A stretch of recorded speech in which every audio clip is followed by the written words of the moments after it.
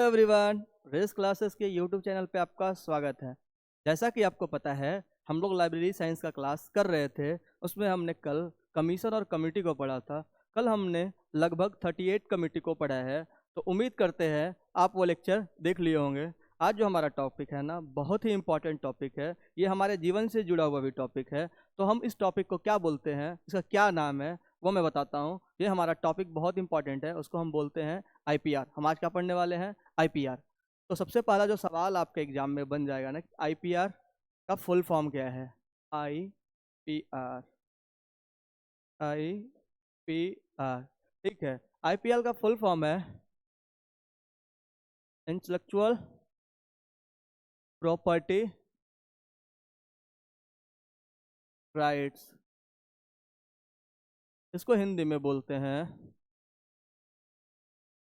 बौद्धिक संपदा अधिकार। तो आपके दिमाग में ये सवाल उठना जायज़ है, लाजमी है कि आखिरकार ये होता क्या है। ठीक है, तो हम इसका 2-3-4 एग्जांपल्स इस बात को समझते हैं कि ये बौद्धिक संपदा अधिकार या आईपीआर होता क्या है, मतलब ये किस टाइप का राइट्स है। इन बातों को हम समझते हैं। जैसे मान लेते हैं कि आपका कुछ भी दिमाग का उपज है, आप कुछ नया चीज़ क्रिएट कर रहे हो, ठीक है, तो वो क्या है? आपका आईपीआर है। समझ नहीं आया?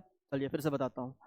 चलिए एक एग्जांपल लेते हैं, घर से एग्जांपल लेते हैं। चलिए आपकी मम्मी खाना बनाने में अच्छा है, कुछ पनीर का नया रेसिपी बनाई, पनीर चिल्ली बनाई और अलग तरीके से बनाई, ठीक है। जैसा कोई मार्केट में इस टाइप का चीज़ नहीं बनाता है, तो मतलब ये उनका ही उपज है, उन टाइम उनका ही दिमाग का क्रिएशन है। तो वो जो रेसिपी है वो उनका क्या हो गया? आईपीआर हो गया। उम्मीद करते हैं ये चीज़ समझ आया होगा। चलिए, ये नहीं समझ में आया, दूसरा एग्जांपल लेते हैं। चलिए एक बच्चा खिलौना बनाता है, ठीक है, नई नई तरीके से खिलौना बनाता है, ठीक है, और वो अपने दिमाग का यूज करके एक अजीब टाइप का खिलौना बनाता है जो थोड़ा सा घूमता भी है, थोड़ा सा चलता भी है। तो क्या है, वो जो खिलौना है उस बच्चे की क्या हो गया? उसके आईपीआर हो गया। उम्मीद करते हैं आपको समझ आया होगा। अगर नहीं समझ आया तो चलिए तीसरा एग्जाम्पल लेते हैं। समझते हैं कि आप एक कवि हैं, ठीक है, अपने कविता लिखना जानते हैं, कविता बोलते भी है। तो आपने एक नई नई तरीके का कविता बनाया, ठीक है। तो ये क्या है? कविता बनाया। तो कविता क्या हुआ आपके लिए? क्योंकि आपके दिमाग की उपज है, ठीक है, आपके दिमाग का क्रिएशन है। तो वो क्या है? आईपीआर है। एक बात आपको समझ आ रहा होगा कि कोई भी चीज़ नए तरीके से जो उपयोग किया जा रहा है वो आईपीआर हो जाता है, ठीक है। तो ये तो सिर्फ मैं कुछ चीज़ों बता रहा हूँ। जैसे हम मान लेते हैं कि कोई कंपनी है, ठीक है, कोई कंपनी अपना नाम यूज करती है, अपना लोगो यूज करती है। जैसे रेस क्लासेस है, रेस क्लासेस का नाम रेस क्लासेस है, उसका अपना एक लोगो है। अगर ये ट्रेडमार्क, हम बात करेंगे ट्रेडमार्क पे। अभी इस बात से ऐसा नहीं लगना चाहिए कि मैं क्या बोल रहा हूँ, ठीक है। हम ट्रेडमार्क पे बात करेंगे, कॉपीराइट पे बात करेंगे, हम सब पे बात करेंगे, पेटेंट पे बात करेंगे, जीआई पे बात करेंगे, ट्रेड सीक्रेट पे बात करेंगे, हम सब पे बात करेंगे। मैं अभी थोड़ा थोड़ा ओवरव्यू दे रहा हूँ आपको कि मान लीजिए कि रेस क्लासेस है, इसका एक लोगो है जो आपके सामने दिख रहा है, ठीक है। हम इसका अगर ये हमारी दिमाग की उपज है कि हमने इसको इस टाइप से लोगो बनाया है, ठीक है। तो इस पे किसका अधिकार है? मेरा अधिकार है। तो ये मेरे लिए क्या हो गया? ये मेरा आईपीआर हो गया, ठीक है। चलिए ये तो छोड़ देते हैं। मान लीजिए कि जो मैं आपको नोट्स प्रोवाइड करा रहा हूँ, ठीक है, कहीं ना कहीं से मैं किताब या कहीं से भी ले रहा हूँ, ठीक है। तो लेकिन जो तरीका है मेरा लिखने का वो मेरा दिमाग की उपज है। तो जो मेरा नोट्स है उस पर मेरा क्या होगा? कॉपीराइट होगा। तो उम्मीद करते हैं इन बातों पे आप समझ रहे होंगे कि आईपीआर क्या है। अगर इन बातों को आप नहीं समझ रहे हैं, ठीक है, अगर अभी तक आपको समझ नहीं आ रहा है, तो मैं एग्जाम्पल और देता हूँ, ठीक है। मान लीजिए कि कोई गाना बनाया, ठीक है, तो गाना पे भी जो है ना, ठीक है, उसका आईपीआर हो जाता है। तो ऐसा नहीं है कि सिर्फ हम कोई चीज़ लिख रहे हैं, कोई पढ़ रहे हैं, कोई चीज़ें कर रहे हैं, फिर उसी पे उसका आईपीआर हो जाता है। चलिए इन बातों को भी छोड़ते हैं। चलिए अब एक बात और बताते हैं कि बल्ब की खोज किसने की? थॉमस अल्वा एडिसन ने। थॉमस अल्वा एडिसन ने खोज की। तो इस पे किसका अधिकार हुआ? ठीक है, इस पे भी ये आईपीआर किसका है? थॉमस अल्वा एडिसन का है, ठीक है। चलिए यहाँ तक नहीं समझ पाए, फिर एक और एग्जांपल ले लेते हैं, ठीक है। अभी आप देख रहे होंगे जब कोविड आया था तो एक कंपनी थी कोविशील्ड, ठीक है। कोविशील्ड थी, एक कोवैक्सीन थी, ठीक है, एक थी ठीक है, स्पुतनिक 5 जो रसिया की थी, ठीक है। मतलब सब अलग अलग कंपनी अपना अपने दिमाग से अलग अलग वैक्सीन बनाई, ठीक है। तो इन इन कंपनियों के पास इन चीज़ों का अपना आईपीआर होगा। उम्मीद करते हैं आपको आईपीआर से कोई दिक्कत नहीं होगा। अब आप आईपीआर समझ रहे होंगे। अब आपको ये बात समझ में आ रहा होगा कि हम जो टॉपिक पढ़ने वाले हैं वो क्या है। उम्मीद करते हैं अब आपको आईपीआर समझ आ रहा होगा। ठीक है, हम आगे चलेंगे, आईपीआर के प्रकार में चलेंगे कि आईपीआर हो कौन, किस पे कौन कौन सा चीज़ आईपीआर के अंतर्गत आता है। फिर हम इसके बाद हम चलेंगे, हम कन्वेंशन को पढ़ेंगे, ठीक है, हम वीपो को पढ़ेंगे, फिर हम डब्ल्यूटीओ को पढ़ेंगे थोड़ा सा। डब्ल्यूटीओ का एक एग्रीमेंट है, ट्रिप्स है, उसके बारे में हम समझेंगे कि आखिरकार ट्रिप्स और डब्ल्यूटीओ का क्या संबंध है। ठीक है, फिर हम समझेंगे वीपो में क्या संबंध है, वीपो का संबंध आईपीआर से क्या है। ठीक है, फिर वीपो के अंतर्गत कौन कौन से कन्वेंशन आए, जैसे वन कन्वेंशन है, पेरिस कन्वेंशन है, फिर बर्न और पेरिस से मिलकर बिरपी बन जाता है, फिर बिरपी आगे बन के वीपो बनता है। इन सब कहानियों को हम सीक्वेंस वाइज चलेंगे। तो हमारे साथ आप बने रहिए। हम अब अपने क्लास को हम स्टार्ट करते हैं। यहाँ तक हमारा इंट्रो था, हम आगे चलते हैं। ये बहुत इंपॉर्टेंट टॉपिक है हमारे लिए। ठीक है, सबसे पहला जो हम सवाल बनाए थे आपको आईपीआर, तो आपको ये समझ में आया होगा कि आईपीआर बोलते किसे हैं।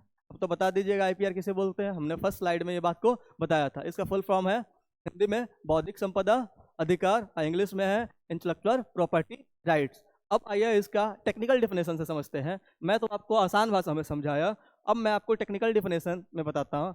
वे कानूनी अधिकार जो किसी व्यक्ति या संस्था को उसके बौद्धिक रचना, वही बात बोल रहे दिमाग की उपज, जैसे आविष्कार वही बताया, साहित्य बताया, कला, प्रतीक, नाम जो मैंने कोचिंग का नाम लिया, लोगों में डिजाइन बताया, आदि का आदि पर स्वामित्व, ठीक, और नियंत्रण प्रदान करता है। वो सब क्या आता है, आईपीआर के अंतर्गत आता है। उम्मीद करते होंगे, उम्मीद कर रहा हूं मैं कि आपको आईपीआर का डिफिनेशन समझ आया होगा। जैसे एक एग्जाम्पल बात करते हैं, अगर कोई नई दवा, जो हम कोविशील्ड और कोवैक्सीन की वैक्सीन की बात कर रहे थे, अभी मैं कविता की बात कर रहा था, कवि थे, ठीक है, मैं कहानी, ऐप, लोगो या डिजाइन जो मैं अपने कोचिंग का बता रहा था, तो आईपीआर के माध्यम से आप उस पर अधिकार जता सकते हैं ताकि कोई उसका आपकी अनुमति के बिना उसका उपयोग या नकल नहीं कर सके। ठीक है, अभी एक मार्केट में नया नया बात मतलब आप सुनने को मिलेगा कि उसने मेरा नोट्स चुरा लिया, उसने मतलब मेरा कॉपी कर लिया, इसने उसने मेरा कॉपी कर लिया। ये सब जो है ना, सब आईपीआर के तहत आता है। हम आगे करके आगे आगे धीरे धीरे सब इन बातों को भी चर्चा करेंगे कि कौन सा नोट्स चोरी का क्या लगेगा, उस पर क्या प्रावधान है, उसको कितने पैसे देने पड़ते हैं, इन सब बातों पे भी हम चर्चा करेंगे। आगे चलते हैं बौद्धिक संपदा अधिकार। यहाँ पे दो बातों हम, एक तो हम नेशनल लेवल पे क्या इसका क्या चल रहा है, ठीक है, क्या इसका कन्वेंशन है, कौन कौन कन्वेंशन इंडिया मानता है, अंतर्राष्ट्रीय स्तर पे कौन कौन इंडिया का कन्वेंशन है जिसको इंडिया ने रेटिफाई किया है, ठीक है, इसको इंडिया मानता है। ठीक है, तो राष्ट्रीय स्तर में हम क्या पढ़ेंगे, भारत के कानून में पढ़ेंगे, जिसमें भारत के कानून, कॉपीराइट पढ़ेंगे, पेटेंट पढ़ेंगे, इन सब बातों को हम पढ़ेंगे। ठीक है, अंतर्राष्ट्रीय स्तर पे हम वीपो पढ़ेंगे जो अंतर्राष्ट्रीय संधियाँ मतलब संधियाँ बनाता है। फिर हम ट्रिप्स एग्रीमेंट पढ़ेंगे जो डब्ल्यूटीए के तहत है। ठीक है, जो सभी डब्ल्यूटीए सदस्य इसको पालन करते हैं। कौन से एग्रीमेंट को, ट्रिप्स एग्रीमेंट को, ट्रिप्स एग्रीमेंट को। एक है ट्रिप, कंफ्यूज नहीं होइएगा, ठीक है, एक एग्रीमेंट है ट्रिप्स, ठीक है, एक है ट्रिम्स। हो सकता है आपके एग्जाम में कंफ्यूज होने के लिए ट्रिप्स और ट्रिम्स दे दे, ठीक है, तो कंफ्यूज नहीं होइएगा। जो आईपीआर से रिलेटेड है वो एग्रीमेंट ट्रिप्स है, ना कि ट्रिम्स है। और एक बात और कंफ्यूजन है, जो दोनों एग्रीमेंट है ना, ट्रिप्स और ट्रिम्स, दोनों जो एग्रीमेंट है दोनों डब्ल्यूटीओ का है, आगे मैं बताऊंगा। ठीक है, चलिए हम अब शुरुआत करते हैं बीपो से, फिर हम लिंक बिठा देंगे बीपो में, ठीक है, डब्ल्यूटीओ में, फिर आईपीआर में, हम सब लिंक बिठा देंगे आपको। ठीक है, बीपो, बीपो का जो है 1967 में स्थापना हुआ, बीपो कन्वेंशन के अंतर्गत। इसका मुख्यालय कहाँ है, जिनेवा, स्विट्जरलैंड में। यहाँ से एक सवाल और बनेगा आपका, जो पूछा हुआ है एग्जाम में, नेट के एग्जाम में पूछा हुआ है, विप्रो का फुल फॉर्म क्या है। ये भी सवाल बना है कि कब बना और इसका मुख्यालय है। तीनों पे स्टार लगा दे रहा हूँ, ठीक है। विप्रो का फुल फॉर्म क्या है, तो वर्ल्ड इंटेलेक्चुअल प्रॉपर्टी ऑर्गेनाइजेशन। एक बार फिर से पढ़ लीजिए, वर्ल्ड इंटेलेक्चुअल प्रॉपर्टी ऑर्गेनाइजेशन, विपो का फुल फॉर्म। यहाँ से दो तीन सवाल बनेगा कि विपो का फुल फॉर्म क्या है, विपो कब बना, विपो का हेडक्वार्टर कहाँ है, इन सभी बातों को आप देख लीजिए। ठीक है, आगे देखते हैं इसका क्या एम है। मतलब आईपीआर का अंतर्राष्ट्रीय स्तर पर संरक्षण करना, विकास करना और प्रचार करना। इसके सदस्य कितने, 193 सदस्य हैं। ठीक है, ये देखिएगा वही सदस्य है जो यूएन, आगे हम जब बताएंगे। ठीक है, इसके ये किसकी एजेंसी है, यूएन की, मतलब संयुक्त राष्ट्र संघ की ये एजेंसी है। उम्मीद करते हैं इन बातों को आप समझ गए हो। अगर समझ गए तो आप इसका स्क्रीनशॉट ले लीजिए। आगे चले, चलिए आगे चलते हैं। ये आपको बहुत मजा आएगा, आपको समझ में भी आएगा कि कैसे कैसे हम कैसे कैसे क्लेम कर सकते हैं। अगर मान लीजिए कोई हम गाना गाए या फिर हम कोई कवि लिखे, ठीक है, अगर कोई चुरा लेता है तो मैं ये भी बताऊंगा किस सेक्शन के तहत आप इस पे क्लेम कर सकते हैं, कितना जुर्माना देना पड़ेगा, इन सब बातों में। ठीक है, जुर्माना का तो एग्जाम में उतना डिप्थ सवाल नहीं बना है, लेकिन इतना सवाल बन गया है कि सेक्शन 55 से सवाल बन गया है, सेक्शन 63 से सवाल बन गया है। ठीक है, सेक्शन 63A से सवाल बना है। तो जो जो सवाल बना है ना वो मैं बता दूंगा, यहाँ यहाँ से सवाल बना है, तो आप क्या कीजिएगा, एक बार सेक्शन को गो थ्रू कर लीजिएगा। ठीक है, चलिए इसके क्या कार्य हैं जो हम पढ़ रहे थे, विपो उसके क्या कार्य हैं। आईपीआर से संबंधित अंतर्राष्ट्रीय संधियों का निर्माण करता है। अभी देखेंगे, तकनीकी सहयोग और प्रशिक्षण देता है, मतलब जो है ना टेक्निकल टेक्निकल सपोर्ट करता है आपको। ठीक है, और ट्रेनिंग देता है। क्या करता है, ट्रेनिंग देता है। इन बातों को भी आप समझ गए होंगे कि विपो का क्या काम है। नीति सलाह करता है, वैश्विक डेटाबेस प्रदान करता है। ठीक है, वैश्विक जो वर्ल्ड डेटाबेस है वो क्या करता है, प्रदान करता है। इसकी क्या क्या प्रमुख संधियां हैं। ठीक है, एक संधियां तो है, आप देख रहे हो, पेरिस कन्वेंशन है। सवाल एग्जाम में ये बन जाएगा कि पेरिस कन्वेंशन कब आया, तो आप क्या बताओगे, 1883 में। से डिटेल्स में मैं बताऊंगा, अभी के लिए बस इतना ही देख लीजिए। बर्न कन्वेंशन कब आया, 1886 में आया। ठीक है, मैड्रिड प्रणाली जो ट्रेडमार्क के लिए आया है, ये भी एक कन्वेंशन है विपो का। एक पीसीटी है जिसको पेटेंट कॉपरेशन ट्रीटी है, ये भी किसका संधि है, विपो का संधि है। ठीक है, हम देखेंगे विपो बना कैसे, उसकी कहानी को भी हम जानेंगे। ठीक है, आगे चलते हैं, चलिए पेरिस कन्वेंशन से बात करते हैं। पेरिस कन्वेंशन से हम बात करते हैं। सबसे पहला जो सवाल आपके एग्जाम में बनेगा ना, पेरिस कन्वेंशन कब आया, एग्जाम में बहुत बार ये सवाल बना है, इसलिए मैं आपको बोल रहा हूँ कि पेरिस कन्वेंशन और बर्न कन्वेंशन को आप याद कर लीजिए, 100% आपको अपने दिमाग में छपा लीजिए। ठीक है, कि पेरिस कन्वेंशन क्या है, कब आया, 1883 में आया, और किसके लिए आया। ठीक है, इंडस्ट्रियल प्रॉपर्टी के लिए। ये भी सवाल एग्जाम में बनना है, जिसको जिसको मैं ऐसे गोल कर दूंगा, आप समझ लीजिए यहाँ सवाल बना है। मतलब दो सवाल यहाँ से बन जाएगा। एक तो ये सवाल बनेगा कि जो पेरिस कन्वेंशन है वो कब आया, ठीक है, वो किसके लिए आया, तो बताइएगा इंडस्ट्रियल प्रॉपर्टी के लिए आया। इसके प्रमुख तत्व क्या है, विपो की प्राचीनतम संधियों में से एक है, मतलब पुरानी संधि है, ये कन्वेंशन है। पेटेंट, ट्रेडमार्क, औद्योगिक डिजाइन, वाणिज्य नाम आदि के अंतर्राष्ट्रीय संरक्षण की व्यवस्था करता है।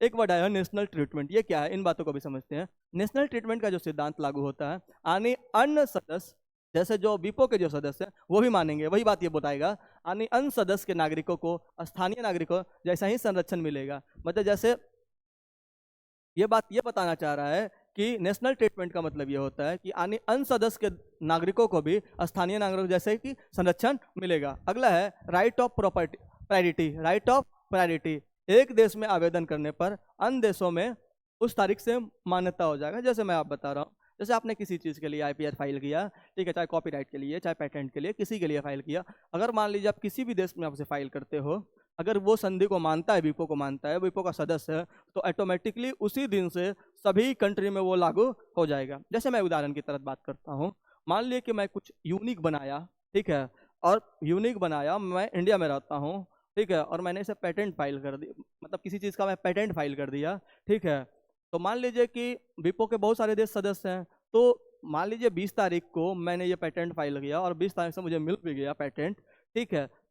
एक हाइपोथेटिकल सिचुएशन में बता रहा हूँ कि 20 तारीख को मैंने फाइल किया और 20 तारीख को वो मिल गया, तो जितने भी विपो के सदस्य हैं, ठीक है, उसी डेट से सभी में वो कानून लागू हो जाएगा कि इसके लिए पेटेंट इस व्यक्ति को मिला है। मैं आगे बताऊंगा कि पेटेंट से क्या फ़ायदा है, इन बातों को भी बताऊंगा, तब तक के लिए थोड़ा सा आप इंतजार कीजिए, ठीक है। आगे देखते हैं, भारत इस संधि का सदस्य है, भारत इस जो ट्रीटी है ना विपो का, उसका भी सदस्य है। ठीक है, उम्मीद करते हैं इन बातों को आप समझे होंगे। ठीक है, आप इसका क्या कीजिए, स्क्रीनशॉट ले लीजिए। आगे चलते हैं। यहाँ पे हमारा पेरिस कन्वेंशन होता है खत्म, हम पढ़ते हैं बर्न कन्वेंशन। बर्न कन्वेंशन क्या है? बर्न कन्वेंशन 1886 में आया। ठीक है, इस क्या है, ये आपके एग्जाम में सीधा सीधा ये बोलेगा बर्न कन्वेंशन किससे रिलेटेड है, तो आप याद रखिएगा कॉपीराइट से रिलेटेड है। किससे रिलेटेड है? कॉपीराइट से रिलेटेड है। अब भी आपको ये बात समझ में नहीं आ रहा होगा कि बार बार हम कॉपीराइट पढ़ रहे हैं, बार बार कॉपीराइट पढ़ रहे हैं, बार बार पेटेंट बोल रहे हैं, बार बार ट्रेडमार्क बोल रहे हैं। ठीक है, इनका मतलब क्या है, तो मैं इनका भी मतलब आपको वन बाई वन बताऊंगा, परेशान होने की बात नहीं है। अभी हम कन्वेंशन पढ़ रहे हैं, हम लिंक बिठा रहे हैं, उसके बाद हम हर चीज़ों का मतलब आपको बताएंगे, परेशान होने वाली नहीं है। यह कन्वेंशन कॉपीराइट सुरक्षा से संबंधित है। किससे? यह कन्वेंशन कॉपीराइट सुरक्षा से संबंधित है। ठीक है, इसके लिए कोई रजिस्ट्रेशन की आवश्यकता नहीं है। ठीक है, जैसा ही कृति बनती है उसका मसौदा अधिकार हो जाता है। जैसे मान लीजिए आप कोई चीज़, मान लीजिए अपने दिमाग के ऊपर से कुछ किए, ठीक है, कोई कविता लिखे या कोई अच्छी चीज़ मतलब साहित्य के क्षेत्र में काम किया, बुक लिखा, तो ऑटोमेटिक वो उसका अधिकार आपके पास चला जाता है, कोई रजिस्ट्रेशन की आवश्यकता नहीं होती। ये बात कौन बता रहा है? बर्न कन्वेंशन बता रहा है। आगे चलते हैं। राष्ट्रीय और विदेशी लेखकों का समान अधिकार, मतलब अगर कोई नेशनल लेखक भी है और कोई विदेशी लेखक भी है तो उसका क्या होना चाहिए? समान अधिकार होना है। सदस्य देश कॉपीराइट कानून अपने यहाँ ट्रिप्स अनुरूप बनाते हैं, जो ट्रिप्स में जो कानून बना हुआ है उसके अनुरूप बनाते हैं। अब आप देख रहे होंगे कि अभी हम बीपो पढ़ रहे थे, फिर हम कहाँ पहुँच गए? ट्रिप्स में पहुँचे। थोड़ा थोड़ा कन्फ्यूजन आपके दिमाग में आ रहा है, भाई बीपो क्या चीज़ है, ट्रिप्स क्या है? तो बीपो को आपने देखा, अब मैं ट्रिप्स को भी बताऊंगा कि ट्रिप्स क्या चीज़ है, परेशान होने वाली बात नहीं है। फिर मैं आपको सबको लिंक करके बताऊंगा कि कैसे कैसे काम हो रहा है ये। ठीक है, अब देखिए, अभी आपने क्या पढ़ा था? पहले पहले आपने पढ़ा था पेरिस कन्वेंशन, ठीक है, 83 में। फिर आपने क्या पढ़ लिया? Burn convention. ठीक है, अब अब हम पढ़ेंगे बिरपी। क्या पढ़ेंगे? बिरपी। आखिरकार बिरपी क्या है भाई? ठीक है, ये आप फ्रेंच में लिखा हुआ है, आप इसे याद करना है तो कीजिए, नहीं याद करना है तो नहीं कीजिए। अभी तक ऐसा कोई एग्जाम में देखने को मुझे सवाल मिला नहीं है। ठीक है, लेकिन फिर भी मैं आपको बता देता हूँ। ठीक है, यह ब्यूरेक्स इंटरनेशनल एक्स रिन्यूएस पावर ला प्रोटेक्शन डी ला प्रॉपर्टी इंटेलेक्चुअल, मतलब यह फ्रेंच नाम है। ठीक है, परेशान होने की बात नहीं है। ठीक है, अगर मैं गलत प्रोनाउंसिएट किया तो मैं माफ़ी मांगता हूँ, आप सही से पढ़ लीजिएगा। ठीक है, बिरपी जो हम अभी दो पढ़े थे ना, बिरपी बना कैसे? बिरपी जो है 1883 वाला जो कन्वेंशन है, 1886 वाला जो कन्वेंशन है, दोनों को मिला दिया गया। ठीक है, अभी हमने पढ़ा था जो 1883 का जो कन्वेंशन है औद्योगिक संपदा के लिए, 1886 का जो कन्वेंशन है कॉपीराइट के लिए, ये दोनों को मिला के क्या किया गया? 1893 में स्विट्जरलैंड के बर्न शहर में स्थापित किया गया। ठीक है, किसको? बिरपी को। उम्मीद करते हैं यह बात आपको समझ आया होगा। ठीक है, 1883 में एक कन्वेंशन था, फिर 1886 में एक कन्वेंशन हुआ, 83 वाला पेरिस कन्वेंशन था, 86 वाला बर्न कन्वेंशन है, फिर 1893 में जाके इन दोनों को क्या किया? मर्ज कर दिया गया, मतलब मिला दिया गया। तब कौन सा संस्था बना? बिरपी बना। क्या बना? बिरपी। इसका अब एम जान लेते हैं। कोई संस्था अगर मर्ज किया है, कुछ ना कुछ उसका तो एम जरूर होगा, क्योंकि वहाँ पे जो हम पढ़ रहे थे, वो जो काम कर रहा था वो औद्योगिक संपदा के लिए काम कर रहा था, ये जो काम कर रहा था, ठीक है, कॉपीराइट के लिए काम कर रहा था। तो दोनों अलग अलग संस्था था, अब दोनों को विलय कर दिया गया। तो क्या कॉमन उद्देश्य है, इन बातों को भी हम समझते हैं। इन दोनों संधियों के कार्यान्वयन, निगरानी और प्रशासन के लिए एक साझा अंतर्राष्ट्रीय निकाय बनाया गया। वही बात है, इन दोनों का संधियों के लिए, ठीक है, ठीक है, किया गया। मतलब एक बात आप समझिएगा, ठीक है, ये क्यों बनाया गया, इन बातों को आप समझिएगा। ये दोनों अलग अलग संस्था है। ठीक है, बर्न और कन्वेंशन ये आप जान ही रहे थे, लेकिन उसके प्रशासन के लिए, प्रशासन को एडमिनिस्ट्रेटिव मतलब प्रशासन को चलाने के लिए, स्थापित करने हेतु एक ऑर्गेनाइजेशन बनाया जिसका नाम क्या था? बिरपी था। उम्मीद करते हैं आपको समझ आया होगा कि बिरपी इसलिए बना कि जो उसके प्रशासन है, उसका संगठन है, ठीक है, ठीक है, स्थापित करने के लिए, ठीक है, प्रशासन हेतु एक संगठन स्थापित करने के लिए उसने क्या बनाया? क्या बनाया? बिरपी को बनाया। ठीक है, बिरपी का काम क्या है, उसका क्या करता है? निगरानी करता है दोनों संस्था का, का प्रशासन के लिए साझा अंतर्राष्ट्रीय निकाय इसलिए बनाया, इसका उद्देश्य ही यही था। चलिए आगे चलते हैं। बौद्धिक संपदा के संरक्षण को वैश्विक स्तर पर संस्थागत रूप देना। ठीक है, मतलब आईपीआर के संरक्षण को वैश्विक स्तर पर, ठीक है, संस्थागत रूप देना। उम्मीद करते हैं इन बातों को भी आप समझ गए होंगे। मतलब मैं लॉन्ग स्टोरी शॉर्ट, दो संस्था था 1883 और 86 में, एक पेरिस कन्वेंशन था, एक बर्न कन्वेंशन था, दोनों को मिला दिया गया, दोनों को मिला के एक प्रशासनिक संगठन बनाया गया जो उसका प्रशासन और क्रियान्वयन को देखता था, उसे बिरपी बोलते हैं। यहाँ तक तो कोई कंफ्यूजन नहीं है। फिर ये क्या करता है वैश्विक स्तर पर, ठीक है, मतलब बौद्धिक संपदा के संरक्षण को वैश्विक स्तर पर संस्थागत रूप देता है। कौन? बिरपी देता है। चलिए अब यहाँ तक तो क्लियर है, यहाँ तक कोई कंफ्यूजन नहीं है। एक तो आपको 83 हुआ, एक 86 हुआ, एक 93 हुआ। अगला देखेंगे, देखिए यही जो बिरपी है परिवर्तन हुआ 1967 में विपो कन्वेंशन के तहत बिरपी को बदल को विपो में बदल दिया गया। अब समझ में आ रहा है विपो कैसे बना? पहले 83, फिर 86, फिर 93, फिर वही 93 वाला बिरपी है, वही जाके आप जो पढ़ रहे हो विपो बना, जिसको हम फुल फॉर्म बताए थे वर्ल्ड इंटेलेक्चुअल प्रॉपर्टी ऑर्गेनाइजेशन बना दिया गया।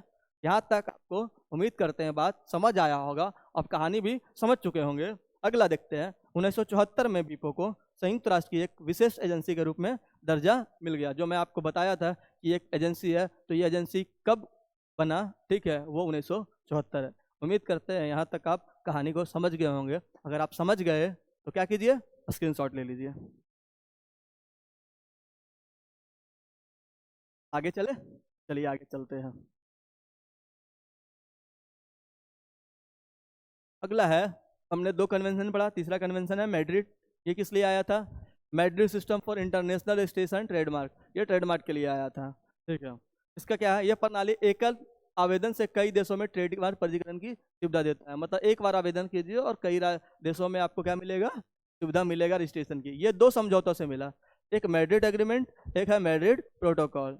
ये अभी तक सवाल एग्जाम में बना नहीं है, हो सकता है कभी एग्जाम में सवाल बन जाए, इसलिए मैंने इसको कवर कर लिया। मैड्रिड एग्रीमेंट और मैड्रिड प्रोटोकॉल एक ही भाषा में, एक ही भाषा, एक ही सूत्र संरचना के अंतर्गत केंद्रीय रूप से आवेदन और प्रबंधन। भारत ने मैड्रिड प्रोटोकॉल को 2013 में अपनाया है। अगर मान लीजिए अगर कोई प्रोटोकॉल को भारत अपना रहा है, तो हो सकता है वहाँ से सवाल बनने का चांस बन जाए, इसलिए मैंने इसको कवर कर लिया। आपके एग्जाम में क्या सवाल बनेगा कि भारत ने मैड्रिड प्रोटोकॉल को कब अपनाया? तो 2013 में। आपसे सवाल ऐसे भी बन सकता है कि मैड्रिड प्रोटोकॉल का संबंध किस आईपीआर के तहत है? कॉपीराइट से है, ट्रेडमार्क से है, ट्रेड सीक्रेट से है, जेआई से है, ठीक है। तो आप अब जान चुके हैं इसका संबंध किससे है, ट्रेडमार्क से है, तो आपका क्वेश्चन गलत नहीं होगा। उम्मीद करते हैं इन बातों को भी आप समझ गए होंगे। अगर आप समझ गए हैं तो आप इसका स्क्रीनशॉट ले लीजिए। आगे चले, चलिए।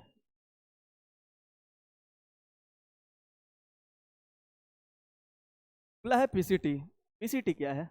पीसीटी का फुल फॉर्म एग्जाम में पूछ देगा आपको कि क्या पेटेंट कॉपरेशन ट्रीटी है। कब आया? 1970 में आया, ठीक है। पेटेंट किसको मिलता है? आविष्कारक एक ही आवेदन से 150 प्लस देशों में पेटेंट अधिकार पाने के लिए प्रक्रिया शुरू कर सकता है। ये जो ट्रीटी हुआ, ये कॉपरेशन जो ट्रीटी हुआ, कि अगर आप एक बार कहीं भी पेटेंट लेते हो तो 150 से अधिक देशों में आपका वो वैलिड है, यही बात बता रहा है। एकल अंतर्राष्ट्रीय पेटेंट आवेदन, समय, पैसा और प्रयास की बचत। मान लीजिए कि अगर आप पेटेंट यहाँ ले रहे हो, फिर अगर आपके पास ऐसा रहे कि आप बिहार में रहते हो, झारखंड में रहते हो, कहीं भी रहते हो, तो आपको हर अलग अलग जगह पेटेंट लेने की आवश्यकता पड़े तो आप परेशानी हो जाओगे। तो ऐसा एक सिस्टम बनाया गया इस कन्वेंशन में कि अंतर्राष्ट्रीय पेटेंट, एकल अंतर्राष्ट्रीय पेटेंट आवेदन, ठीक है। आगे चलते हैं। यह एक डिफर्ड सिस्टम है, प्रत्येक देश अलग अलग निर्णय लेता है, लेकिन एक ही फॉर्म से प्रक्रिया होती है। मतलब निर्णय अलग अलग लेता है कि पेटेंट इसका कैसे होगा, प्रक्रिया क्या होगा, लेकिन जो फॉर्म है ना वो एक ही होता है। उम्मीद करते हैं इन बातों को भी आप समझ गए होंगे। यह पेटेंट दिलाने की नहीं बल्कि आवेदन की प्रक्रिया को सरल बनाने की प्रक्रिया। मतलब यह पेटेंट दिलाता नहीं है, ये जो प्रोसेस है ना पेटेंट दिलाने की, ठीक है, उससे संबंधित ये है। कौन है? Patent corporation treaty.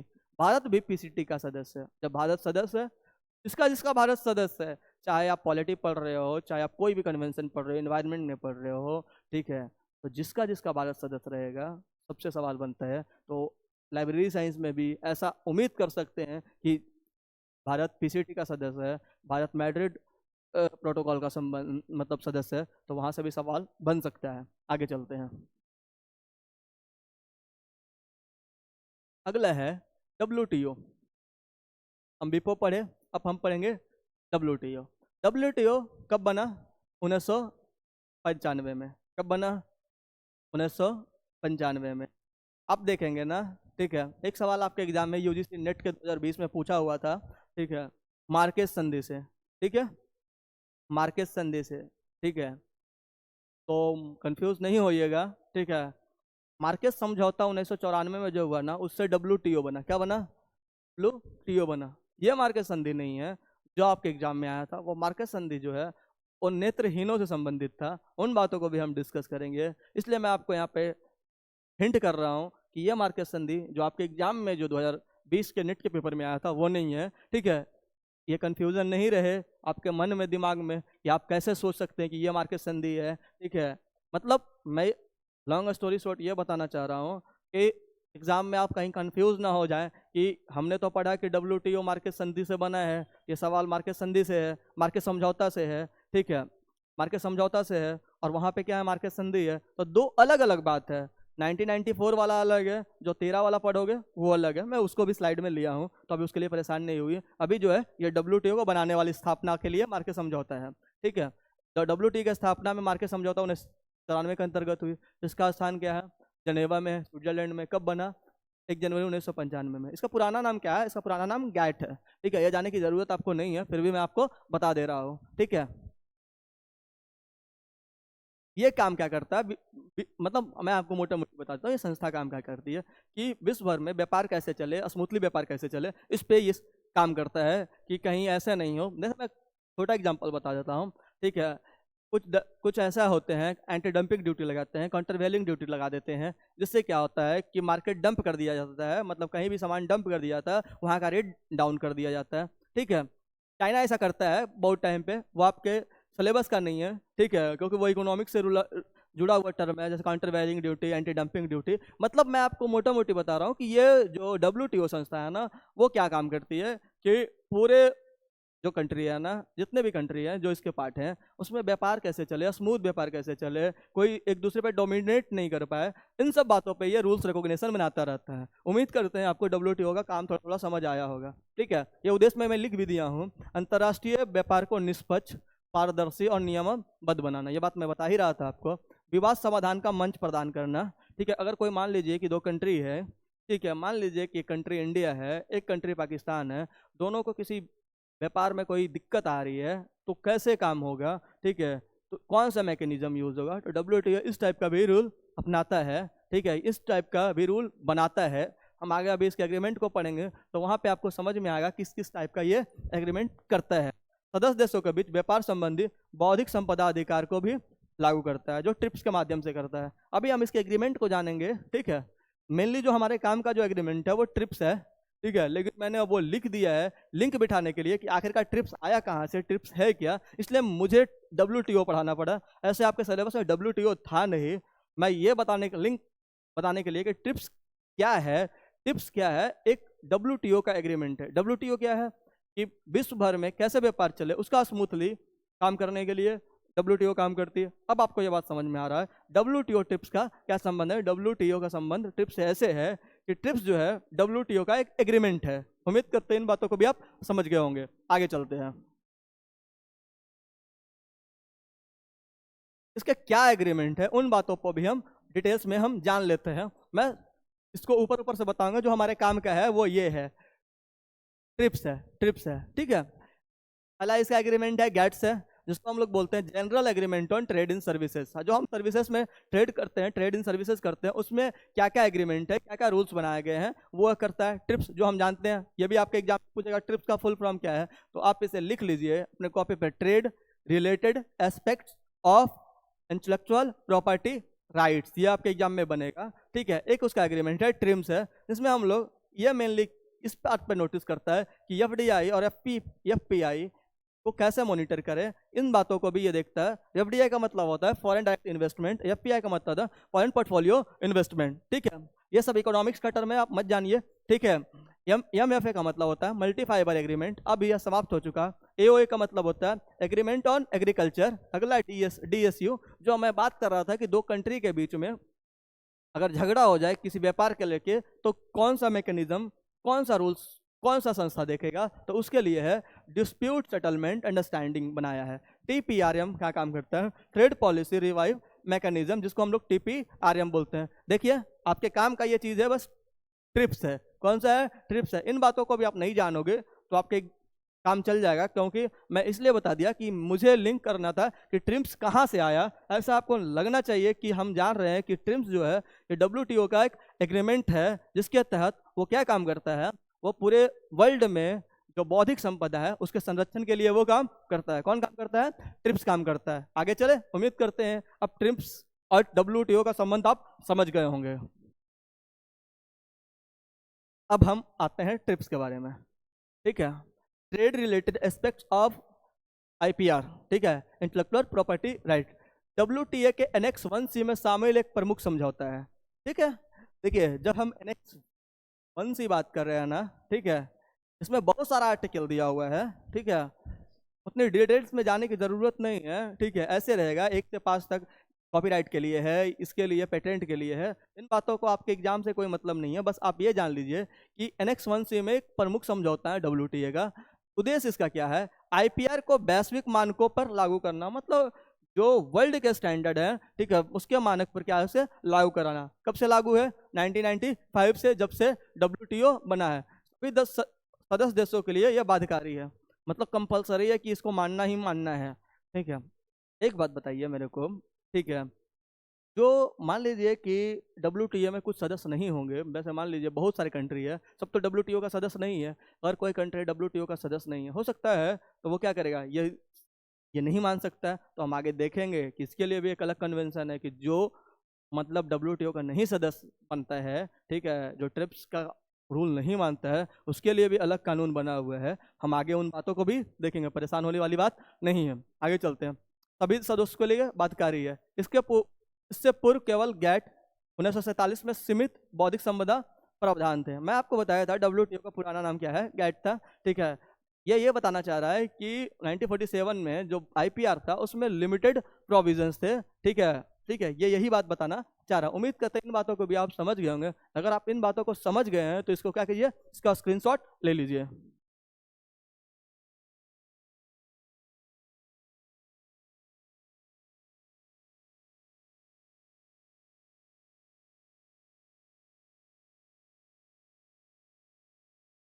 चलिए आगे चलते हैं।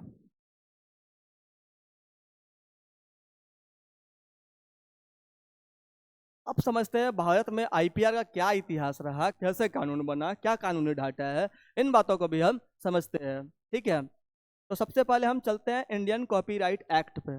पहला जो सवाल आपके एग्जाम में बनेगा ना कि इंडियन कॉपीराइट एक्ट कब आया, तो भारत में जो कॉपीराइट एक्ट आया ना 1957 में आया। देखिए आपके एग्जाम में कंफ्यूजन कैसे कैसे क्रिएट करेगा, ठीक है। ये देखिए कॉपीराइट एक्ट 1914 में भी भारत में आया है, ठीक है, लेकिन वो कौन लाया है, ब्रिटिश लाया है। उन बातों पे भी हम चर्चा करेंगे, परेशान होने वाली बात नहीं है। अभी स्वतंत्रता के बाद हम देख रहे हैं कि जो कानून आया वो कौन आया, कॉपीराइट अधिनियम 1957 में आया। ये लागू कब से हुआ, ठीक है, 21 जनवरी 1958 से लागू हुआ। कितने बार संशोधन हो चुका है, इससे क्या मतलब है, लेकिन फिर भी आप समझ लो कि 83 में हो गया है, 84 में हुआ है, 92 में हुआ, 94 में हुआ, 99 में हुआ, 2012 में हुआ, जो लास्ट अमेंडमेंट है ना 2021 में हुआ है, ठीक है। यहाँ से सवाल बनने का चांस कम है, ठीक है, लेकिन फिर भी हो सकता है लास्ट वाला अमेंडमेंट बन जाए, ठीक है। आगे देखते हैं। कॉपीराइट कानून का जो उद्देश्य है ना, देखिएगा, अब देखिएगा कि अंतर कैसे आएगा। जो लेखक, राइटर, जो रचनाकार, जो चित्रकार, संगीतकार आदि को उनकी कृतियों की रक्षा के लिए प्रदान करता है। मतलब किस क्षेत्र में काम हो रहा है आप देख लीजिएगा। एक तो लेखक, रचनाकार, चित्रकार, संगीतकार आदि को उनके रचना कृति की रक्षा के लिए प्रदान किया जाता है। मतलब यहाँ पे आपको गाना भी हो सकता है, चित्र तो आपको बता ही दिया गया, इन सब चीज़ों के लिए कॉपीराइट इशू हो जाता है, ठीक है। अगर आप यहाँ रचनाकार में तो कविता भी, लेखक है तो कविता भी हो सकता है। कॉपीराइट के अंतर्गत आने वाले रचनाएं कैसे कैसे हो सकते हैं, इन बातों पे भी हमने एक डिटेल्स में बात कर लिया है, ठीक है। साहित्यिक कृति का मतलब जैसे पुस्तक हो सकता है, लेख हो सकता है, भाषण हो सकता है, कोई कंप्यूटर प्रोग्राम हो सकता है, ठीक है, नाट्य कृति हो सकती है, संगीत कृति हो सकता है, कलात्मक कृति जैसे चित्र हो सकता है, मूर्ति होता है, वास्तुकला। मतलब अगर हम चित्र भी बना रहे हैं, वो भी हमारा कॉपीराइट हो सकता है। उम्मीद करते हैं इन बातों को समझ लीजिएगा कि कितना कॉपीराइट वास्ट है हमारा कानून। चलचित्र, अगर हम मूवी बना रहे हैं, अगर हम कोई साउंड रिकॉर्डिंग कर रहे हैं, अगर मान लीजिए कि मैं रिकॉर्ड कर रहा हूँ वीडियो और कोई मान लीजिए इसको अपने चैनल पे डाल दे, तो मैं कॉपीराइट क्लेम कर सकता हूँ। अब उम्मीद करते हैं आपको थोड़ा थोड़ा कॉपीराइट समझ में आया होगा। कॉपीराइट का मतलब यह हुआ कि अगर कोई चीज़ मैं पढ़ा रहा हूँ, ये मेरा इजाद किया हुआ बौद्धिक संपदा है, आईपीआर है, ठीक है। अगर मान लीजिए कि कोई मेरे से लिख कर लेता है और अपने चैनल पे डालता है, तो मैं कॉपीराइट क्लेम मार सकता हूँ। उम्मीद करते हैं अब आपको कॉपीराइट समझ में आया होगा। फोटोग्राफ है, कंप्यूटर सॉफ्टवेयर, ये सब कॉपीराइट के अधिनियम के अंतर्गत आता है। उम्मीद करते हैं इन बातों को आप समझ गए होंगे। अगर समझ गए हैं तो इसका क्या कीजिए, आप एक बार स्क्रीनशॉट ले लीजिए। ये थोड़ा सा लंबा टॉपिक है, ठीक है, तो हम आराम से धीरे धीरे सीखेंगे, ठीक है। कहीं आप कंफ्यूज नहीं हो जाइए, इसलिए मैं इसको लिंक बार बार बिठाता रहूंगा कि बीपो का संबंध बिरपी से कैसे हुआ, ठीक है। बिरपी ही बीपो बना, ठीक है। बर्न कन्वेंशन क्या है, ठीक है, फिर पेरिस कन्वेंशन क्या है। अभी इतना देरी पढ़ने के बाद आपको 4-5 पॉइंट तो क्लियर हो गया। पहला क्लियर हुआ कि पेरिस कन्वेंशन और पेरिस कन्वेंशन और बर्न कन्वेंशन क्या है। फिर आपको क्लियर हुआ बिरपी क्या है। फिर आपको समझ में आया बिरपी ही बीपो बनना है, ठीक है। फिर आपको समझ में आया कि WTO और ट्रिप्स का क्या संबंध है, ठीक है। उम्मीद करते हैं यहाँ तक आप समझ गए होंगे। आगे चलते हैं। अब समझिए, थोड़ा सा मैं ऐतिहासिक पहलू पे चल जाता हूँ, हिस्टोरिकल बैकग्राउंड पे चलता हूँ कि कॉपीराइट के लिए कौन कौन से कानून आए थे। पहले कौन सा ऐसा देश था जो कॉपीराइट लाया था, ठीक है। कॉपीराइट के लिए कौन सा वर्ड यूज करते हैं, इंग्लैंड कौन सा यूज करता है, अमेरिका कौन सा यूज करता है, ठीक है। आपका इस एग्जाम में बहुत बार यूज होता है कि फेयर यूज किसके लिए यूज होता है, ठीक है। तो फेयर डीलिंग का नाम आप नहीं सुने होंगे, ठीक है। तो फेयर यूज भी होता है, फेयर डीलिंग भी होता है। उम्मीद करते हैं आपको ये बात अभी आप सीख जाएंगे, ठीक है। सन 1709 ईस्वी में सन 1709 ईस्वी में विश्व का सर्वप्रथम कॉपीराइट अधिनियम इंग्लैंड में आया। अब देख लीजिए, सबसे पहले कहाँ आया कॉपीराइट एक्ट, इंग्लैंड में। कब आया, 1709 में। उम्मीद करते हैं आपको पता चल गया कि सबसे पहले जो कॉपीराइट कानून कहाँ आया, तो इंग्लैंड में आया। इंग्लैंड के ही तर्ज पे 1790 में अमेरिका ने लाया। कब लाया, 1790 में। फिर उन्होंने क्या किया, संशोधन किया अपने नियम में 1891 ईस्वी में, ठीक है। संशोधित अधिनियम लाया। तो एक बार फिर से क्रोनोलॉजिकल ऑर्डर में समझते हैं कि सबसे पहले इंग्लैंड ने कब लाया, 1709 में। फिर उसी के तर्ज पे किसने लाया, अमेरिका ने लाया 1790 में। फिर उसका संशोधन अमेरिका ने कब किया, 1891 में। उम्मीद करते हैं यहाँ तक आपको क्लियर हो गया होगा। अब देखते हैं भारत में कब आया, ठीक है। तो आप देख रहे स्वतंत्रता बाद कब आया, 1700 देख ही लिए, 1957 में, ठीक है। आगे देखते हैं। ईस्ट इंडिया कंपनी ने 15 दिसंबर सन 1847 को कॉपीराइट अधिनियम पास किया। कब पास किया, 1847 में, 15 दिसंबर 1847 में। यहाँ तक समझ में आया। आगे चलते हैं। ब्रिटिश कॉपीराइट अधिनियम 1911 में पास हुआ। अब देख रहे हैं ईस्ट इंडिया कंपनी ने एक बार तो 1847 में पास किया, दूसरा ब्रिटिश कॉपीराइट अधिनियम 1911 में पास किया। इन दोनों अधिनियम को मिला दिया गया, इन दोनों अधिनियम को मिला गया। 1914 में प्रथम कॉपीराइट अधिनियम बना। अब देख रहे हैं कब बना, 1914 में प्रथम कॉपीराइट अधिनियम बना। उम्मीद करते हैं अब आपको कॉपीराइट से संबंधित जितने भी नियम हैं, कब कब बना, कंफ्यूजन नहीं रहा होगा। आगे चलते हैं।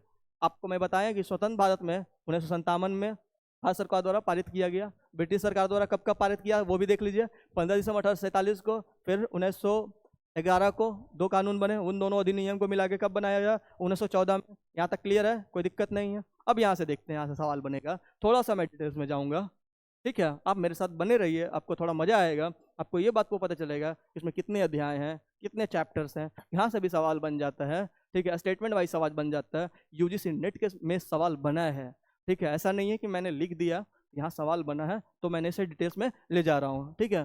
भारतीय कॉपीराइट अधिनियम 1957 में कुल 79 आर्टिकल हैं। कुछ कुछ आर्टिकल पर हम चर्चा करेंगे, ठीक है, जो 15 अध्यायों में बटा हुआ है। एक देख लीजिए, मैं इधर लिख दे रहा हूँ। 79 आर्टिकल कितने अध्याय में बना हुआ, 15 अध्यायों में बना हुआ। इस अधिनियम का आर्टिकल 13 क्या करता है, इन देखें, उन कृतियों का विवरण प्रस्तुत करता है इन पर यह अधिनियम लागू होता है। मतलब ये बात लिखा है कि किस किस किस पर कॉपीराइट अधिनियम लागू होगा, उन बातों को आर्टिकल 13 ये बात बताता है, ठीक है। अनुच्छेद 14 अनुच्छेद 14 क्या बात करता है, वो बताता है कॉपीराइट का अर्थ क्या है, उन बातों पे भी ये चर्चा करता है। तो आर्टिकल 14 का 1 ये बोलता है, वो आर्टिकल 14 नहीं है जो हम फंडामेंटल राइट में पढ़ते हैं, ये कॉपीराइट एक्ट का है। ठीक है, फंडामेंटल राइट में 14 क्या है? इक्वलिटी बिफोर लॉ है, इक्वल प्रोटेक्शन ऑफ लॉ है। ठीक है, वो वाला में नहीं जाना है, हमें कॉपीराइट एक्ट का आर्टिकल 14 पढ़ना है। मैं कहा गया, देखिए क्या होता है जैसा ही अनुच्छेद आता है, ठीक है, लोगों के दिमाग में बस वही चलता है जो संविधान में लिखा हुआ है। अनुच्छेद का मतलब सब कानून का अपना अपना अनुच्छेद अलग अलग हो सकता है। ठीक है, यही बात मैं आपको बताना चाह रहा था, इसलिए मैंने आर्टिकल 14 बताया आपको कि आर्टिकल 14 में क्या बोलता है, इक्वलिटी बिफोर लॉ और इक्वल प्रोटेक्शन ऑफ लॉ बताया गया है। ठीक है, चलिए अनुच्छेद 14 में क्या कहा गया कि कॉपीराइट का अधिकार एकमात्र अधिकार किसी भी साहित्यिक, नाटकीय अथवा संगीतात्मक कृति का कोई भी निम्नलिखित कार्य करने अथवा किसी अन्य को करने के लिए अधिकृत करना है। कॉपीराइट का अर्थ है साहित्यिक, नाटक, संगीत, कलात्मक कार्य, गतिमान फिल्में और प्रभाव से संबंधित कृति पर पूर्ण अधिकार स्वामित्व देना। जो बात मैं पहले बता चुका हूँ वही इसने नियम में बता के रखा है। उम्मीद करते हैं ये बात आप समझे होंगे कि कॉपीराइट का क्या मतलब है। अगर किसी की बौद्धिक संपदा है, जो लेख है, कविता है, फिल्म है, अगर आप उसका नाम दिए बिना आप चोरी कर लेते हो, ठीक है, अपना नाम लगा देते हो, तो वो क्या आएगा? कॉपीराइट के अंतर्गत आएगा। उम्मीद करते हैं आपको कॉपीराइट समझ आया होगा। अगर आपको कॉपीराइट में कोई दिक्कत है तो आप कमेंट बॉक्स में क्वेश्चन को डालिए, मैं आपको अगले लेक्चर में इसको डिटेल्स में बताऊंगा। वैसे मैं कमेंट बॉक्स में आंसर तो दूंगा ही दूंगा, लेकिन मैं आपको अगले लेक्चर में उन बातों का भी डिस्कस कर दूंगा जो आपके मन में कन्फ्यूजन रहा होगा। चलिए, आप इसका स्क्रीनशॉट अब ले लीजिए।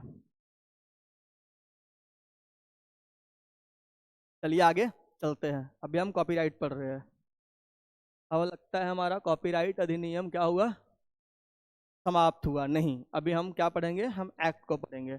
जहाँ से सवाल बना है, देखिए मैं ऐसे बोल रहा हूँ तो आप जाइए कि जैसे मैंने बोला था मार्केस संधि के बारे में, जून 2020 का पेपर देखिए, वहाँ से मार्केस संधि से सवाल बना था। मैं ये भी बोल रहा हूँ, ये भी जो क्वेश्चन मैं बता रहा हूँ आर्टिकल वाला, जो धारा वाला, यहाँ से भी सवाल बना है। ठीक है, तो ये भी नेट में पूछा हुआ सवाल है, इसलिए मैंने जहाँ से सवाल बना है उसके इर्द गिर्द जहाँ से सवाल बन सकता है उन आर्टिकल को, उन धाराओं को भी मैं लिख लिया हूँ। अभी मैंने आर्टिकल 13 पढ़ा दिया। ठीक हो, किन कृतियों पर कॉपीराइट का अधिकार हो? 14 बताया कॉपीराइट धारक का विशेष अधिकार, जो जो अधिकार है। ठीक है, 51 कॉपीराइट का अगर कोई उल्लंघन करेगा वो धारा 51 होगा। आर्टिकल 12 क्या बोलता, धारा 52 क्या बोलता है? निषेध नहीं मानी जाने वाली कृतियां, जो फेयर यूज है। ठीक है, मतलब कौन सा कॉपीराइट के अंतर्गत नहीं आएगा उसको हम फेयर यूज बोलेंगे। ठीक है, जैसे एक एग्जांपल की बात करेंगे कि मान लेते हैं कि किसी ने कोई चीज़, मान लीजिए कि कोई नोट्स है, किसी ने किसी के नोट्स से कुछ भी वर्ड चुरा लिया, सेम टू सेम मतलब टॉपिक्स उठा लिया और उसको क्रेडिट दे रहा है, तो वो कॉपीराइट क्लेम के अंतर्गत नहीं आएगा। जैसे एग्जांपल के तहत बात करते हैं कि मान लीजिए कि मैंने किसी का नोट्स लिया और उससे पढ़ा और अपने नोट्स में डाल दिया और मैंने उनको साइड दे दिया कि मैंने ये वाला जो लाइन है ना, ये वाला जो चीज़ है, इनके क्रेडिट दे दिया उनको, तो ये कॉपीराइट क्लेम से बाहर का चीज़ है। उम्मीद करते हैं ये बात आपको समझ आया होगा। ठीक है, आर्टिकल धारा 63 के बारे में बात करते हैं। उल्लंघन पर दंड क्या है, जेल कितना है, जुर्माना है, इन बातों का भी चर्चा करते हैं। 31 दृष्टिबाधित के लिए विशेष प्रावधान 2002 में जो मार्केस संधि के अनुसार है। जब मैं बार बार मार्केस बोल रहा हूँ, मार्केस बोल रहा हूँ, आपको कहीं ऊब तो नहीं गए कि मार्केस कहाँ है, मार्केस क्या है, बैल है, भैंस है, क्या है, कुछ ऐसा समझ में आ रहा? तो मैं बता दूं, मार्केस मोरक्को का सिटी है। ठीक है, ठीक है, मोरक्को का सिटी है। जब हम पहले मार्केस पढ़े थे वो भी मोरक्को का सिटी था, ये भी मार्केस मोरक्को का सिटी है। उस मार्केस से हमने क्या सीखा था? उस मार्केस से हमने इन बातों को सीखा था कि उससे 1994 ईस्वी में एक संस्था बनी थी, उस संस्था का क्या नाम था? ठीक है, WTO। ठीक है, उम्मीद करते हैं ये बात समझ में आया होगा। ठीक है, यहाँ पे हम क्या पढ़ रहे हैं? दृष्टि भारतीयों के लिए विशेष प्रावधान वो 2012 संशोधन मार्केस संधि के अनुसार। अब हम धारा 55 पढ़ते हैं। ठीक है, सिविल उपाय नागरिक उपचार के लिए। धारा 63 भी सवाल बना है कि द्वितीय पुनर्वित उल्लंघन पर दंड, अगर आप फर्स्ट ट्राई करोगे तो क्या दंड है, और दूसरा बात कॉपीराइट का उल्लंघन करोगे तो क्या दंड है। इन बातों को आर्टिकल 63(1) करता है। 64 में ये बोलता है पुलिस द्वारा बिना वारंट गिरफ्तारी और सामग्री की जब्ती। ठीक है, ये थोड़ा टफ कानून है। ठीक है, इसमें क्या किया जाता है? बिना वारंट को आपको गिरफ्तार किया जाएगा। उम्मीद करते हैं इन बातों को भी आप समझ गए होंगे। अगर आप समझ गए तो आप क्या कीजिए, इसका स्क्रीनशॉट ले लीजिए।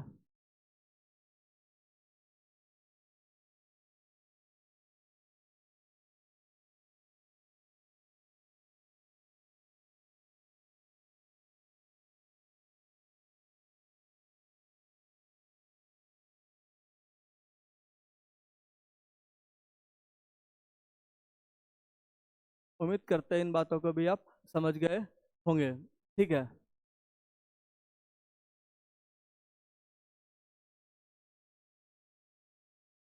वही बात कर रहे थे, मार्केट संधि क्या है, थोड़ा डिटेल्स में बात कर लेते हैं। मार्केट संधि को आधिकारिक रूप से कहा जाता है the market treaty to facilitate access to published works for person who are blind, visually impaired और अदरवाइज प्रिंट डिसेबल्ड।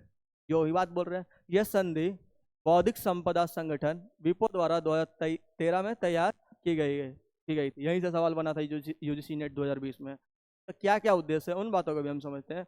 नेत्रहीन और दृष्टिबाधित व्यक्तियों को पढ़ने के लिए आवश्यक सामग्री की पहुंच सुनिश्चित कराना। आगे चलते हैं। जैसे मेरा कहने का मतलब है कि जो नेत्रहीन लोग हैं, जो दृष्टिबाधित व्यक्ति हैं, उनको पढ़ने के लिए क्या कराना, स्टडी मटेरियल उपलब्ध करवाना। आगे चलते हैं। कॉपीराइट कानूनों के ऐसे प्रावधान बनाना जो दृष्टिबाधितों के हित में काम करे।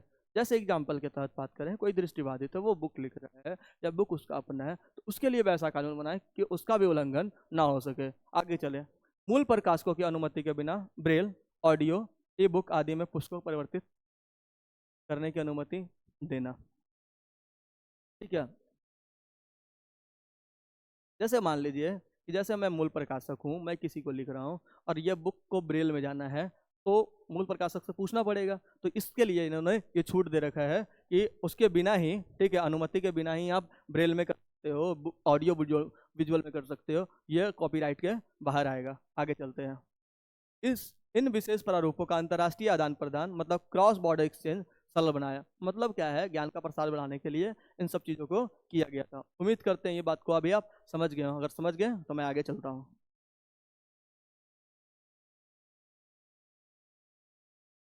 अब देखते हैं यहाँ से जो सवाल बनता है आपके एग्जाम में कि कौन सा लेखक को कितना मिलेगा, कितने साल के लिए रॉयल्टी मिलेगी, इन सब बातों पे भी हम चर्चा करते हैं। भारतीय कानून के अनुसार, ठीक है, भारतीय कॉपीराइट कानून लेखक को उसके जीवन काल तथा उसके मृत्यु के 60 वर्ष तक उसकी कृति का संपूर्ण अधिकार है।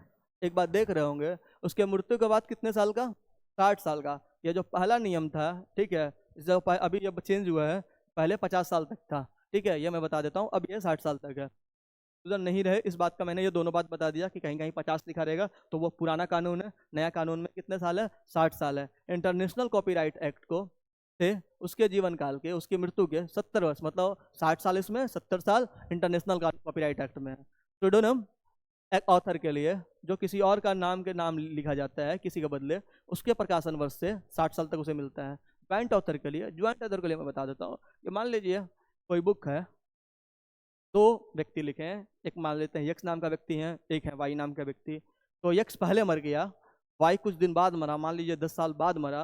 तो जो दूसरा लेखक जो लास्ट में मरा है, उसके उसके मरने के 60 साल तक आपको क्या मिलेगा, इसका अधिकार मिलेगा। आगे चलते हैं।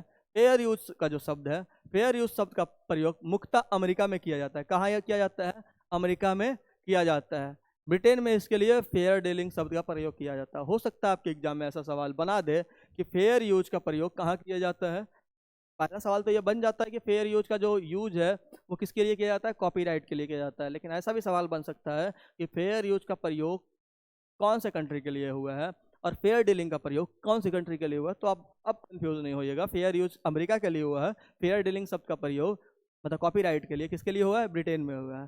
ठीक है, ये तो फेयर यूज वही वर्ड हुआ कि इसका मतलब क्या है, ठीक है, कृतिकार को बिना हानि पहुंचाए व बिना उसकी आज्ञा के किसी कॉपीराइट प्राप्त कृति का उपयोग करे, पैरोडी, समाचार, अनुसंधान, मंच आदि के लिए किया जाए। वही बात बता रहा। उम्मीद करते हैं इन बातों को भी आप समझ गए होंगे। आगे चलते हैं। अब हमारा है यूनिवर्सल कॉपीराइट। ये जनेवा में हुआ था 1952 में। इन बातों को भी मैं समझा देता हूँ। इसका उद्देश्य क्या है, ये सम्मेलन उन देशों के लिए बनाया गया जो बर्न कन्वेंशन में शामिल नहीं थे। अब याद आ रहा है बर्न कन्वेंशन क्या है, जो एक पेरिस कन्वेंशन था, एक बर्न कन्वेंशन। जो बर्न कन्वेंशन किसके लिए था, कॉपीराइट के लिए था। अभी तक तो याद आ ही रहा होगा, अभी तो भूले नहीं होंगे। ठीक है, तो वर्ड कन्वेंशन किसके लिए है, कॉपीराइट के लिए है। तो इसका क्या मुख्य बिंदु है, यूनेस्को और बीपो के सहयोग से बनाया गया। ठीक है, यूनेस्को और बीपो के सहयोग से बनाया गया। जिनेवा में बना। अमेरिका जैसे देश जैसे वन कन्वेंशन सदस्य नहीं थे, उन्होंने इसे अपनाया। मैं वही बात बोल रहा था कि वो देश अपनाएंगे कानूनों को, यूसीसी को अपनाएंगे जो वीपो के सदस्य नहीं रहेंगे। यह कॉपीराइट की न्यूनतम अंतर्राष्ट्रीय सुरक्षा देता है, मतलब यह लेस जो सबसे कम अंतर्राष्ट्रीय सुरक्षा देता है। यह सुनिश्चित करता है कि सदस्य देशों को प्रकाशित रचनाओं में से एक जैसा अधिकार मिले। रचना पर यह कॉपीराइट का जो सिंबल है, चिन्ह और प्रकाशनमान होना अनिवार्य है। ये सवाल ऐसे भी बनेगा कि ये चिन्ह कब से यूज हो रहा है, तो ये यूज यूसीसी कन्वेंशन 1952 से हो रहा है। उम्मीद करते हैं इन बातों को भी आप समझ गए होंगे। आगे चलते हैं।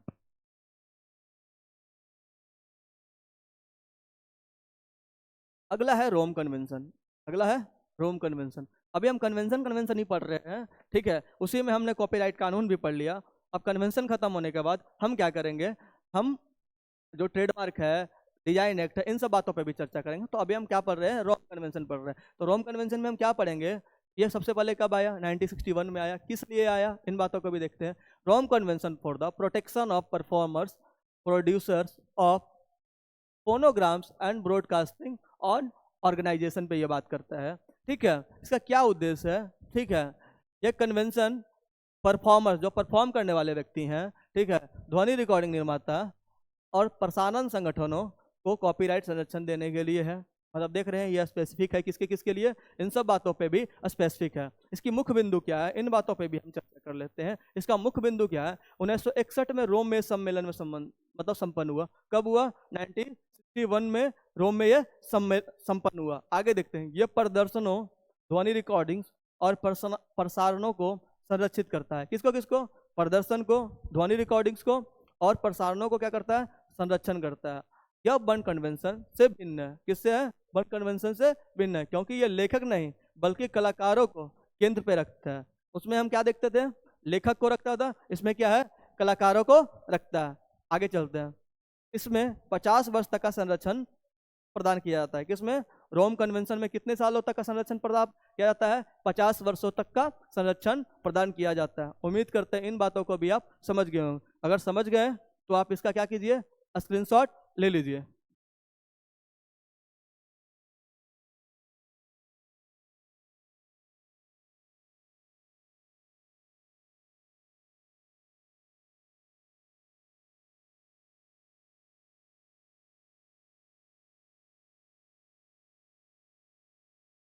यहाँ तक आपने सबको समझ लिया है। अब हम क्या पढ़ेंगे, एक कन्वेंशन को आप पढ़ेंगे।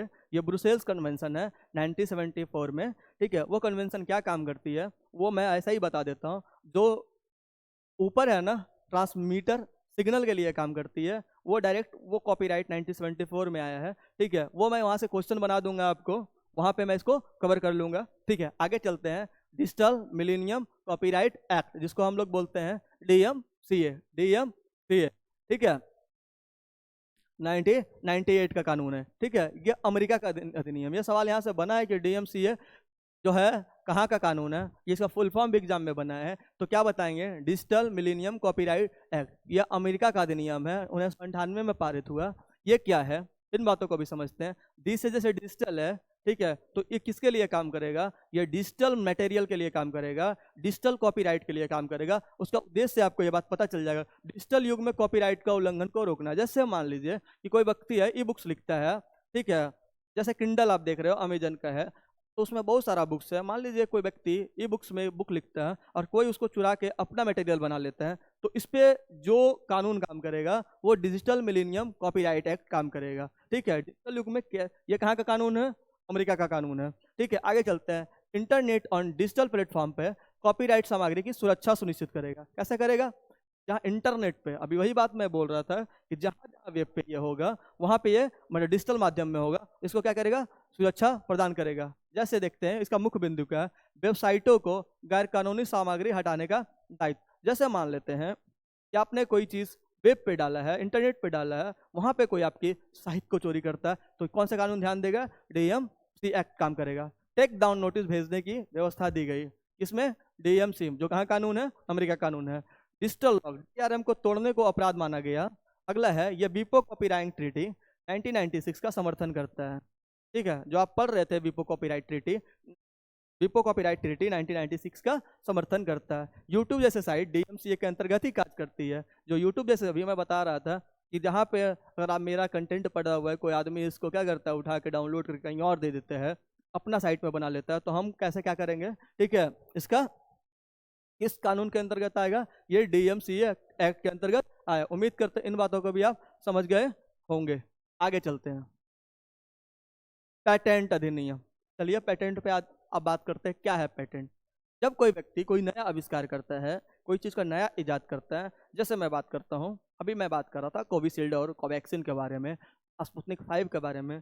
कोई व्यक्ति ने उसे बनाया होगा, इजाद किया होगा, कोई संस्था ने उसे बनाया होगा, इजाद किया होगा, तो उसके कॉपीराइट उसके पास होगा, मतलब सॉरी, उसका पेटेंट उसके पास होगा। पेटेंट कितने सालों के दिया जाता है? 20 सालों के लिए दिया जाता है। आगे देखते हैं, वही मैं बोल रहा हूँ, नए आविष्कारों के लिए सुरक्षा प्रदान करता है कि अगर कोई चीज़ नया चीज़ आप आविष्कार कर रहे हो, उन बातों का सुरक्षा प्रदान करता है। ये दो प्रकार का हो सकता है, ठीक है, ये दो प्रकार का हो सकता है। एक तो ये प्रोडक्ट प्रोडक्ट पेटेंट हो सकते हैं, या तो ये प्रोसेस पेटेंट हो सकता है। इन बातों पे आपको डिटेल्स में जाने की जरूरत नहीं है, मैं ऊपर ऊपर से बता देता हूँ कि दो टाइप से होता है, एक प्रोडक्ट पेटेंट होता है, एक प्रोसेस पेटेंट होता है। पेटेंट की अवधि 20 साल है, ठीक है। कृषि और औषधीय पौधों पर पेटेंट का यूज नहीं होता है, ठीक है।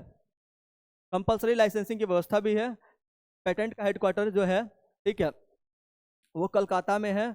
इंडियन पेटेंट इंफॉर्मेशन सिस्टम जो 1980 में बना, उसका हेडक्वार्टर कहाँ पे है? उसका हेडक्वार्टर नागपुर में है। उम्मीद करते हैं इन बातों को भी आप समझ गए होंगे। आगे चलते हैं,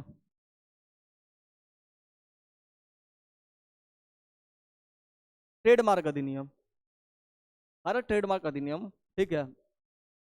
ट्रेडमार्क अधिनियम 1958 में बना, फिर उसका संशोधन 1999 में हुआ, फिर 2009 में हुआ। उसका हेडक्वार्टर कहाँ है?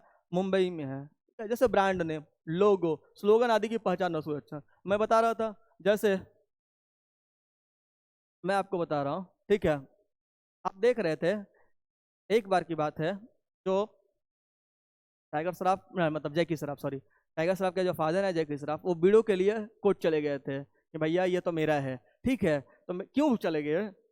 क्या है उनका उस पर, क्या है, ठीक है, ब्रांड नाम के लिए चले गए, उनके लोग स्लोगन के लिए चले गए। मान लीजिए कि जो मैंने अपने रेस क्लासेस का लोगो दिखाया था, कोई दूसरा कोई यूज करेगा, तो मैं भी जाऊंगा ना कि भैया ये तो मेरा ही मार्क है, ये तो मेरा ही ट्रेडमार्क है, ठीक है, मेरा ही ब्रांड नेम है, ठीक है। इसके लिए आर जैसे संस्थाओं मतलब चिन्हों का कानूनी अधिकार मिलता है। इसका पंजीकरण की अवधि 10 साल के लिए होता है। इसको हम नवीकरण मतलब नया भी कर सकते हैं। अगर 10 साल के लिए हो, फिर मैं उसे मतलब नया भी कर सकता हूँ, आगे यूज कर सकता हूँ, बढ़ा दे सकता हूँ। भ्रामक या समान चिन्हों पर कानूनी कार्रवाई की सुविधा की जाती है। मतलब सेम आपका कोई चीज़ है, अगर कोई दूसरा कोई इसको यूज करता है, तो आप क्या करेंगे? उसका क्लेम कर सकते हैं, आपके पास उसका राइट है। जीआई मतलब ज्योग्राफिकल इंडिकेशन, ठीक है। इन बातों को भी मैं बताता हूँ। जीआई क्या है? जैसे किसी खास जगह कोई मिलता है, किसी खास प्रोडक्ट पे मिलता है, जैसे बनारस में बनारसी साड़ी को मिल गया, ठीक है, बहुत जगह मिला। बंगाल में रसगुल्ला को मिला, उड़ीसा में भी रसगुल्ला को मिला, बंगाल में रसगुल्ला को मिला, ठीक है, और जो उड़ीसा में रसगुल्ला को मिला, ठीक है, बिहार में किसको मिला? शिला को खाजा को मिला, मघी को पान को मिला। तो मतलब क्या है, किसी खास स्पेसिफिक लोकेशन में कुछ चीज़ फेमस है, तो वहाँ पे उसे क्या दिया जाता है? जीआई टैग दिया जाता है। अब एग्जाम में, जैसे कॉम्पिटेटिव एग्जाम में पूछे होंगे, तो बहुत सारा जीआई टैग आपके एग्जाम में आता है, ठीक है। वही बात यहाँ पे बताएगा, किसी भौगोलिक क्षेत्र से जुड़ी वस्तुओं की पहचान, जैसे दार्जिलिंग की चीज, बनारसी साड़ी, इन सब बातों को क्या मिलता है? मतलब अगर कोई स्पेसिफिक जोग्राफिकल स्पेसिफिक जगह पे कोई अच्छा चीज है, उसके लिए उसकी पहचान बनी हुई है, तो उसको क्या मिल जाता है? जीआई मिल जाता है। इसको सामूहिक अधिकार है, इंडिविजुअल किसी को ये चीज मिलता नहीं है। पंजीकरण की अवधि कितना है? 10 वर्ष है, और इसका नवीकरण भी कराया जा सकता है, ठीक है। जीआई रजिस्ट्रेशन चेन्नई में स्थित है। उम्मीद करते हैं इन बातों को भी आप समझ गए होंगे। आगे चले, डिजाइन अधिनियम 2000। नेट के एग्जाम में सवाल बना दिया था, पता है क्या बनाया था? सवाल यह बना दिया था कि जीआई टैग का दे दिया था, ट्रेडमार्क दे दिया था, ठीक है, और डिजाइन एक्ट दे दिया था, और कॉपीराइट एक्ट दे दिया था। सिर्फ का ईयर वाइज दे दिया था, बोला था मिलाओ। इतना आसान सवाल था, लोग उस सवाल को भी गलत करके आए, क्योंकि वो ना पढ़ के नहीं गया था। तो आप क्या कीजिएगा, अगर ज़्यादा नहीं पढ़ सकते हैं, पूरे कानून को नहीं पढ़ सकते, तो सिर्फ कम से कम ऊपर ऊपर से तो पढ़ लीजिए कानून कब आया, ठीक है। तो भी हो सकता है आपका काम एग्जाम में चल जाए। लेकिन कभी कभी नेट यहाँ से सवाल बहुत डेप्थ में बना लेता है, तो हम सलाह देंगे कि आप कम से कम इसको इन डिटेल्स में पढ़ के जाइए। क्यों? क्योंकि सवाल एग्जाम में छूटे नहीं। आगे चलिए, उत्पादों के बाहरी स्वरूप, आकार, आकृति, सजावट की रक्षा करता है। कौन? डिजाइन। भैया ये डिजाइन पे ही करता है। जैसे मान लीजिए मैंने किसी टाइप का डिजाइन दिया, उसी पे मेरा अधिकार हो गया। केवल नवनिर्मित और ओरिजिनल डिजाइन पर लागू। मान लीजिए कि कोई ऐसा डिजाइन में बना रहा हूँ, ठीक है, पुराना डिजाइन है, उसी को मैं कह रहा हूँ मेरा है, तो नहीं है। अगर आप फ्रेश कोई नया दिमाग से बनाए हो डिजाइन, तो उस पर यह मिलेगा। ठीक है। अधिकार की अवधि 10 वर्ष। औद्योगिक प्रतियोगिता और नवाचार को बढ़ावा देना। सीमा शुल्क अधिनियम 1962 संशोधित, आईपीआर लागू हेतु। सीमा पर नकली और आईपीआर उल्लंघन करने वाले उत्पादों को रोकने के लिए किया जाता है। सीमा शुल्क विभाग को अधिकार की वे ऐसे माल को जब्त कर सकता है। ठीक है। आयात निर्यात में आईपीआर के संरक्षण को लागू करने के लिए सशक्त बनाता है। 2007 में आईपीआर इन्फोर्समेंट रूल्स लागू। मतलब ये अधिनियम है सीमा शुल्क से रिलेटेड, जो अगर आईपीआर के तहत कुछ गलत काम हो रहा है, उन सब बातों को ये देखता है। उम्मीद करते हैं इन बातों को भी आप समझ गए होंगे। यहाँ पे हमारा आईपीआर का लेक्चर समाप्त होता है। अगर आईपीआर से रिलेटेड कोई दिक्कत है, कुछ जानना है, ठीक है, तो आप कमेंट बॉक्स में लिख के डालिए कि आपको क्या जानना है। मैं आपको नेक्स्ट लेक्चर में बताऊंगा। मैं एक दो ट्रीटी छोड़ा भी हूँ, मैं आपको वो मैराथन वाले सीरीज में कंप्लीट कराऊंगा। यहाँ पे मैंने इन डिटेल्स चर्चा किया है। फिर भी आपको अगर कहीं पे से कोई समझने में दिक्कत है या कोई दिक्कत आ रही है, आपको कुछ और जानना है, तो आप कमेंट बॉक्स में लिख के डालिए। मैं उसका जवाब कमेंट बॉक्स में भी दूंगा। और अगले लेक्चर में अगर कुछ अच्छा रहा, बताने लायक रहा, तो मैं वहाँ पे डिस्कस भी करूँगा। Thank you very much.